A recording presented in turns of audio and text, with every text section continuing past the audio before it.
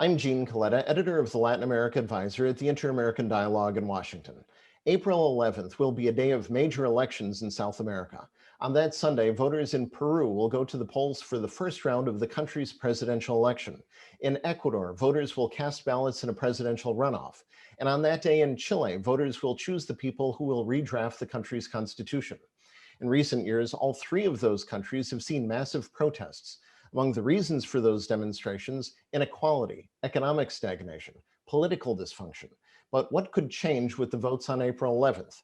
To examine these issues, we're joined by Michael Reid. He's the Bello columnist and senior editor for Latin America and Spain at The Economist, and he joins us from Madrid. Thanks for being with us today, Michael. Pleasure to be with you. Now, Michael, you've written a lot about the social contract. Could you explain a bit what that means and why people are talking about rewriting the social contract in Latin America? Well, I mean, obviously it's a term with a long history in political philosophy going back to Rousseau and so on. But I think it's people are talking about it because the pandemic has exposed many fragilities and problems in Latin America that have been there for a while. And they include, as you say, economic stagnation and the disrepute of democratic political institutions, but also, importantly, they include the fragilities and patchy fragmentation of healthcare systems and the lack of a universal social protection safety net. And in a region where one adult in two, roughly, works in the informal economy, that is a big problem. And it's been highlighted in the pandemic. It's one reason why lockdowns didn't always work as well as authorities hoped. But there's a general sense that Latin America, I think, needs to learn from the pandemic and the frailties that were exposed and rethink some of these matters. With the elections that are happening on April 11th in Peru, Ecuador, and Chile, how pivotal are those votes, and to what extent could they take those countries in new directions? Well, I would distinguish between Chile on the one hand and Peru and Ecuador on the other. In Chile, before the pandemic emerged, as a result of what Chileans call the social explosion in October 2019, there was a broad agreement to set up a constituent convention, and the election on April the 11th is for that convention. And now, actually, I think that actually provides an institutional setting in which precisely to discuss these issues that under the headline of a new social contract. And I think there's a reasonable chance, and there are clearly risks. I mean, writing a new constitution involves a lot of uncertainty. There can be populist temptations, but I think it's a big opportunity for Chile to move to a new stage in which social protection systems are strengthened, education and healthcare is strengthened, and I think there are safeguards against populism in the mechanism. Now, I think in Peru and Ecuador, I think there's a much bigger danger of populist return in the case of Ecuador, or populist turn in the case of Peru. But bear in mind, in Peru, if there was a candidate called Don't Know or None of the Above, he or she would win in the first round. With those votes coming up on April 11th, to what extent do you think those votes in Peru, Ecuador, and Chile could influence other nations in the region? Could they kick off movements for greater equality, better political representation, or other goals elsewhere in the region?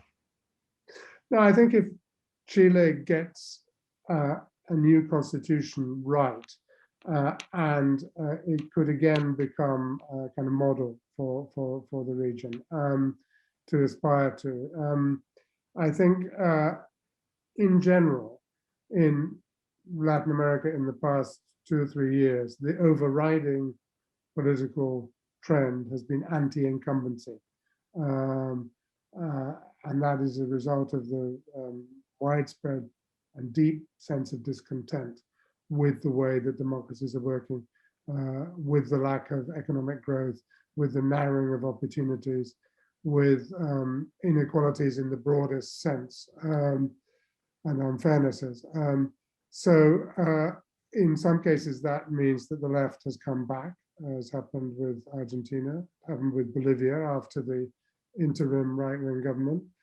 It may well happen in Ecuador, that Rafael Correa's candidate, Andres Arauz, wins. It would have been, I think, a much more competitive election had Yaku Perez, this indigenous leader, who's a kind of green in the almost in the European sense, and more centrist than had he got into the second round than Guillermo Lasso, the conservative banker, who is in the second round.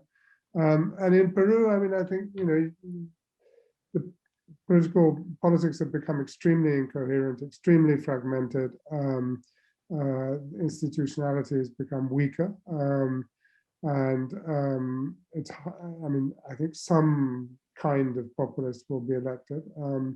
And Peru has been an example for the region because of fast growth with a market economy, fast poverty reduction, and so on. It needed to complement that with stronger institutions and stronger social protections, and it hasn't done it. And it's, I fear it may pay the price for that. But so I think one can point to an overriding trend of anti-incumbency and discontent, but the details obviously vary, as always, from country to country. Right now, as we talk about some of the social demands of the social contract and rewriting that social contract, we're talking about, as we've discussed, issues like healthcare and greater equality, better political representation. But of course, as you know, at the same time, countries in the region and in the world are, of course, still dealing with the COVID-19 pandemic. Economies are struggling and countries have pressing needs like acquiring and rolling out vaccines, for example. Now, what does that mean for social contract demands? And will those social contract demands get pushed to the back burner, do you think? No, I think it means that the governments and politicians need to be very clear about priorities. I mean, the immediate priority is obviously dealing with the pandemic, vaccination, and getting economies moving again. There will be higher debt to service that will take money, and especially if the era of low interest rates starts to draw to a close. And there are these basic demands for more money to be spent on health and education. But I think it's important that Latin America uses this opportunity or takes this opportunity to try and address the labor market dysfunctions that there are, and that are a big reason for low productivity and lack of growth in the region. So you need to increase the incentives and lower the costs of being in the formal sector. And I think social protection can help to do that. So, people are talking about a kind of universal taxpayer financed floor of basic benefits of unemployment insurance, of a basic pension, and more equal access to healthcare, for example.